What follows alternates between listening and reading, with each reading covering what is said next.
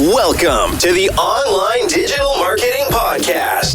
We'll be discussing marketing strategies, trends, and tips that will help your business succeed in the digital age. Every episode, we'll be interviewing industry professionals and providing valuable insights on how to leverage digital tools for maximum engagement and ROI. Don't forget to subscribe so you can stay up to date on the latest trends in online marketing.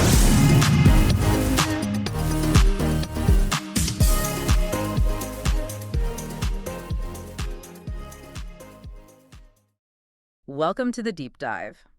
Today we're unpacking a really interesting stack of sources, all focused on client acquisition systems, specifically for service businesses. So if you've ever felt like you're just stuck on that lead generation roller coaster, our mission here is to give you the core principles, and maybe more importantly, the exact framework to turn strangers into clients. And to do it systematically, that's the key. Exactly. So at the very heart of all this is a concept the sources call the buyer's tipping point principle. Right. It's described as the central, almost unforgiving truth about how people buy things. So, let's unpack that. Yeah, it's really the fundamental law of timing in any transaction. Yeah. And it's defined by this one core idea.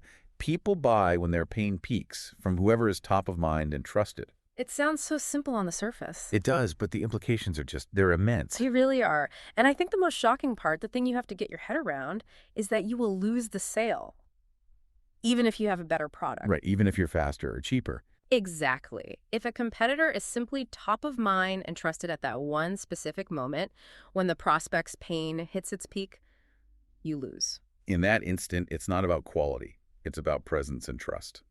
So that means we have to master two things at once, timing and trust. Let's start with timing. The sources talk about this idea of a pain clock. A pain clock. Yeah. It's basically the countdown to that moment when a prospect's problem becomes, well, just unbearable, and it forces them to finally do something. And we think business decisions are so logical. We do, but they're really not. People don't act because a spreadsheet convinced them. They act because they just cannot tolerate their problem for one more second. That pain is the real catalyst. Which raises a huge question. If that pain can peak at literally any time. Yeah, the sources say something like 2:0 a.m. on a Tuesday. Right. So how do you make sure you're the one they think of at that random, unpredictable moment? And that's where trust comes in. It has to be established proactively. You can't just show up during the crisis and expect them to listen. So how do you earn it beforehand? You earn it by consistently showing up, of course, but also, and this is crucial, by articulating their problem even better than they can. So you sound like the expert, not a salesperson. Exactly. When you describe their pain with that level of clarity, they instantly assume you have the solution. It makes me think of what the sources call the emergency room principle. Yeah, tell me about that. Well, if someone's in peak pain, they're in crisis mode, right? They're not comparison shopping. No. They're not leaving voicemails for 3 different people hoping someone calls back. They grab the nearest trusted hand immediately. They just want the pain to stop. They want the fastest path to relief from someone they feel like they already know. Right. And that connection between timing and trust, that brings us to speed to lead. This feels like a really critical operational part of the system. It is. The sources argue that just responding to an inquiry within 60 seconds, it completely transforms the prospect's internal conversation. The one happening inside their head. The one happening in their head. That speed, Yep. it just signals professionalism. It signals that you're serious. And the numbers back this up, right? Oh, the stats are. They're staggering. Calling a lead within the first minute gives you a 391% higher chance of conversion. Wow, 391%. Compared to calling within the first hour. When that pain is at its peak, time literally equals trust.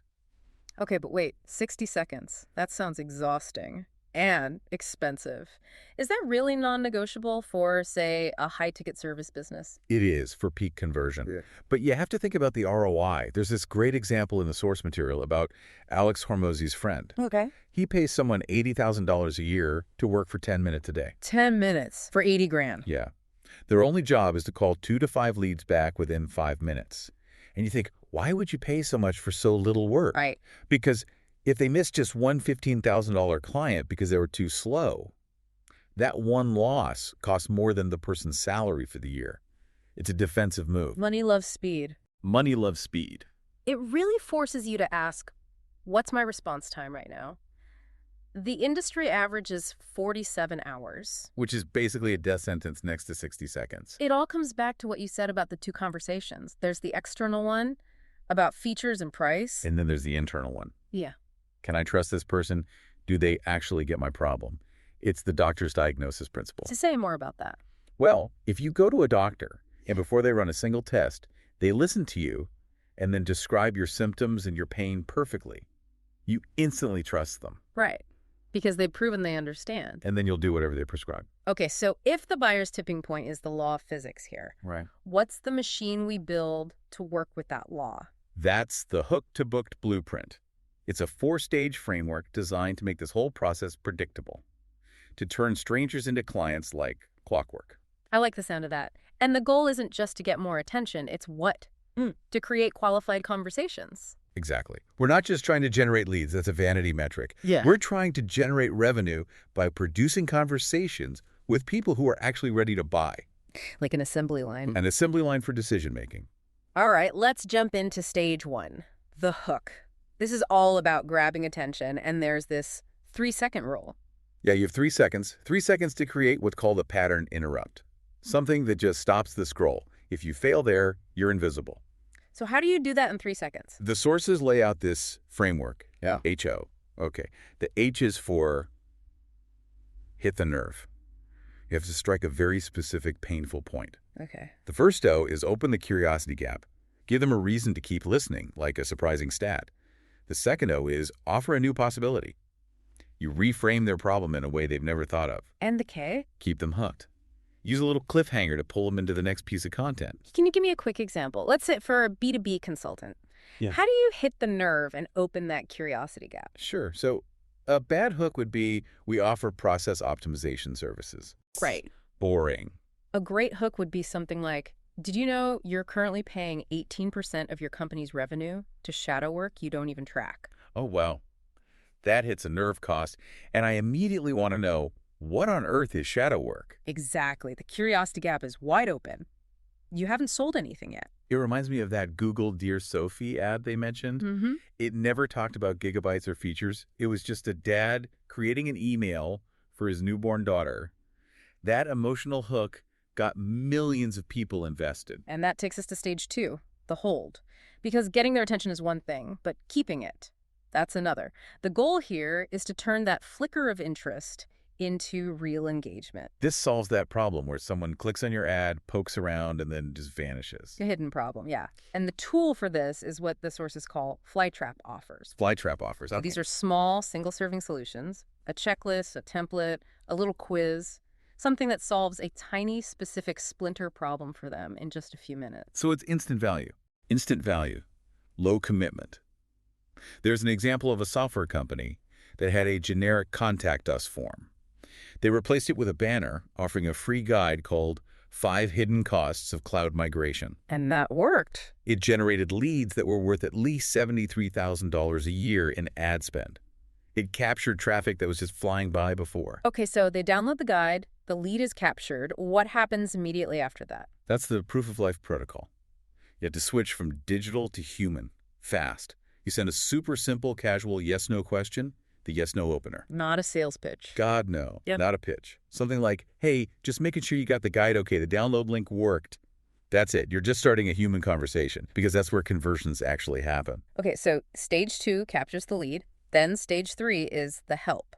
This seems designed to fix the leaky bucket syndrome. It is. This is the middle of the funnel where most businesses lose people because they just don't follow up enough. Yeah. This is all about automated nurturing. To do that, you need leverage. The sources talk about the 5 levers to scale. Right. They take Naval Ravikant's 4 levers, capital, collaboration, code, and content, and they add a 5th one, which I think is so important today, which is community. Community, why is that so crucial now?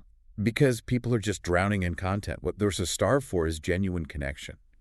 A community provides social proof. They see people like them getting results, and it positions you as the architect of an entire ecosystem, not just a one-off service provider. So it lowers their perceived risk of working with you. Massively.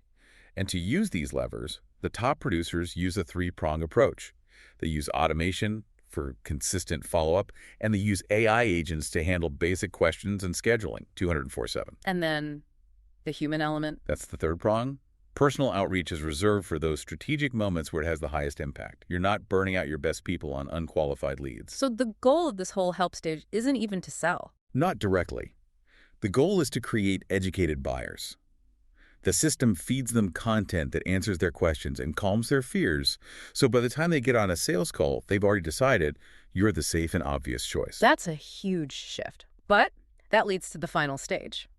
If the buyer is educated, how do we make sure the sale actually closes? How do we avoid the 73% problem where most sales appointments are just worthless? Right, because the person shows up unprepared or they're just kicking the tires. Exactly. So that's stage 4, the handoff. And to make it work, you have to address what the sources call the 4 closes before the meeting even starts. The 4 closes, what are they? They're the 4 internal beliefs a prospect has to have. They have to trust you personally. Yeah. They have to trust the path, which is your methodology. They have to trust your product will work. And this is the one people forget. They have to trust themselves that they're capable of getting the result. If those aren't locked in, the call's a waste of time. It's dead on arrival. Yeah. So the system for this is called the triple lock system. Okay, lock number 1. Lock #1 is the invite. It has to be a soft, consultative ask. Would you be open to exploring this? Not book a call now. So what's the second lock? What happens between them booking the call and actually showing up? That's lock #2. Educate. The system automatically sends them strategic content. Not a newsletter, but a case study or a testimonial that's specifically designed to address one of the 4 closes. And this actually works. The data is clear. Prospects who watch 20 to 40 minutes of this kind of content before meeting close at a dramatically higher rate. They're solving their own objections. And the final lock. Lock #3. Personalize. This is about that human connection. The source gives this amazing example of a guy named Mike. He sends a 30-second personal video to every CEO who books a call. What's in the video? Just him saying, hey, looking forward to our chat. I'm going to ask you these 3 questions. That's it. It creates a human bond, and he gets a nearly 100% show-up rate from busy executives. So if we pull the camera back and look at this whole system, what's the big picture here? The ultimate goal is to build a predictable machine, a process where traffic feeds lead gen, which feeds nurture, which creates this self-sustaining cycle of client acquisition. A freedom flywheel, as the source calls it. Exactly. But to get it started, you have to follow the theory of constraints. Most businesses think they need more leads. But they don't. They don't. They need more qualified conversations. So you have to do a diagnostic. Is your weakest link speed to lead? Is it follow-up, authority? You have to find the biggest bottleneck and fix that one thing first. So we started this talking about timing and trust. It seems like the final lesson is that the gap between where you are now and where you want to be, it isn't about time. It's about systems. That is the fundamental lesson. It's about fixing your systems. So what's the final thought we should leave people with? I think we connect this to the bigger picture. The source material is pretty blunt. It says there are 4 possible futures for any business owner. You hit your target, you settle for good enough, you go backwards, or you end up broke. And the most critical decision isn't if you're going to build a system. It's realizing that by not actively choosing to build one, you are passively choosing one of those worst outcomes. Wow. So the question isn't what you're going to do, it's what are you already doing by doing nothing? Exactly. So Yeah. Which future are you actively building toward today? Ready to take your online business to the next level? Subscribe to our digital marketing podcast and then join our Accountability for Success Mastermind. With expert advice from industry leaders, you'll gain knowledge and insights that will help you succeed in today's digital marketing world. From social media strategies to search engine optimization, we have all the tools you need. Learn from successful entrepreneurs and take control of your online success. Join the Accountability for Success Mastermind now at bit.ly/AFSM podcast.